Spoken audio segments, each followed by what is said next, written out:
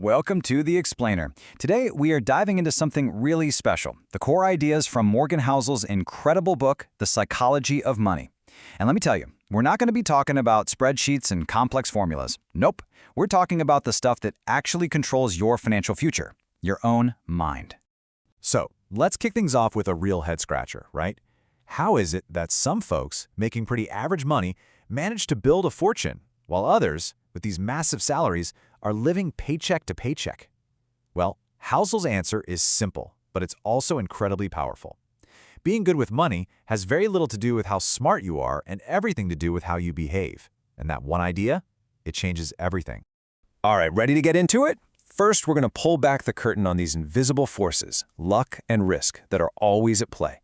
Then, we'll take a look inside our own heads to understand the mental traps that we all fall for. After that, we'll lay out a practical plan for actually building wealth. And to wrap it all up, we'll tackle the biggest question of all. What is money even for? Okay, before we even start talking about our own behavior, we've got to face two huge, powerful forces that can literally make or break us financially, and a lot of the time we just don't want to talk about them: luck and risk. Let's just take Bill Gates, for example. His path to becoming a tech legend started with just insane luck. Back in 1968, his high school did something almost nobody else in the world was doing. They bought a computer. Just think about that. That one decision gave him a head start that you just couldn't buy. But for every amazing story of luck, there's a story about its dark twin, risk. See, back at that same school, Gates had a buddy named Kent Evans. This guy was just as smart, just as into computers. He absolutely could have been right there with Gates, co-founding Microsoft. But then, a random mountaineering accident took his life. It's such a powerful story, and it teaches us something really humbling. Not all success is because of hard work, and not all failure is because of laziness. You just have to respect the role that randomness plays in all of our lives. So, if we can't really control luck and risk, what can we control? Well, that's where we have to look inward. If you want to master your money, you first have to master the game going on inside your own head. You ever look at how someone else spends their money and just think, are they crazy? Housel says, hold on a minute. His point is that nobody's crazy. Our financial decisions, even the ones that look totally bonkers to an outsider, make perfect sense to us because they're based on our own tiny slice of life experience. You know, for someone who grew up with nothing, buying a lottery ticket isn't a bad investment strategy. It's buying hope. And that's a really powerful reminder that we're all playing a different game. But you know, probably the most dangerous mental trap we can fall into is social comparison. It's a game you can't win because the goalposts are always moving. There's this perfect story that captures this. It's about two famous authors at a billionaire's party.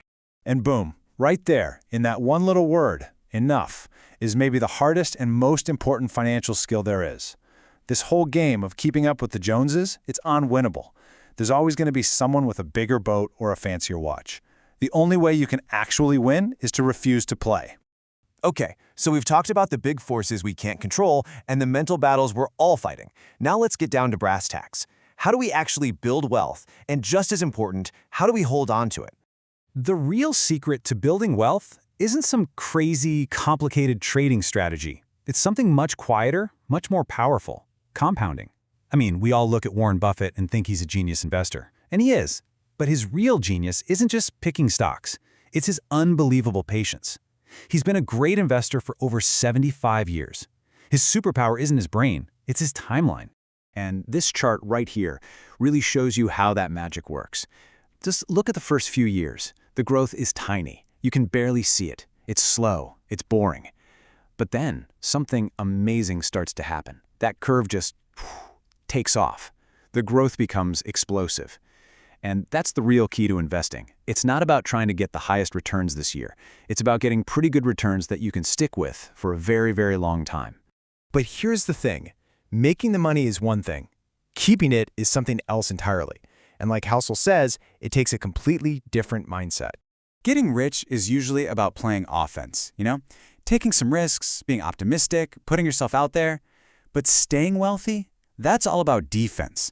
It's about being humble, a little bit paranoid even, and realizing that the gains you made can disappear just as fast. It's about survival, so you can stay in the game long enough for compounding to do its thing. So we've gone through the outside forces, the inside game, and the practical steps. But all of this really leads to a much deeper question, doesn't it? What is the whole point of having money anyway? To even start to answer that, we have to get this one thing straight: the difference between being rich and being wealthy. Being rich is what you see. It's the fancy car, the big house, the expensive watch. It's spending to show people you have money. But wealth is what you don't see. It's the money that you haven't spent. It's the investments, the savings, the assets that are quietly building in the background. And that is why this is so important. The real purpose of wealth isn't to buy more stuff. It's to buy something you can't get anywhere else: freedom. The freedom to wake up and say, I can do whatever I want today.